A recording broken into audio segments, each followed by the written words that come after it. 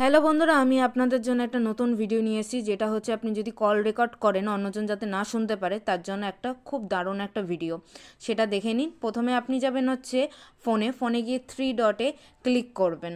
এবার থ্রি ডটে ক্লিক করার পর সেটিংয়ে যাবেন। সেটিংয়ের পর যাওয়ার পর নিচে স্ক্রোল করবেন, এখানে কল রেকর্ডিং আছে সেটার মধ্যে ক্লিক করবেন। ক্লিক করার পর আবার স্ক্রোল করে এখানে লেখা আছে play audio tone ইনস্ট্যান্ড of disclaimer. এটার পর ক্লিক করার পর এই জিনিসটা পড়বেন, পুরো পড়ে আপনি বুঝে যাবেন যে এটা কিসের কাজে লাগে। তারপরে অ্যাগ্রি করে দেবেন। আপনি যদি কাউকে ফোন করেন বা কল রেকর্ড করেন যাতে না বুঝতে পারে, তার জন্য এই সেটিংটা গুগল নতুনভাবে দিয়েছে, সেটা আমি আপনাদের শেয়ার করছি যাতে আপনাদের সাহায্যে কাজে লাগে। তা ভিডিওটা কেমন লাগলো একটু বলবেন কমেন্ট করে। আর ওকে, বাই, টাটা। পরে আবার একটা নতুন ভিডিও নিয়ে আসবো।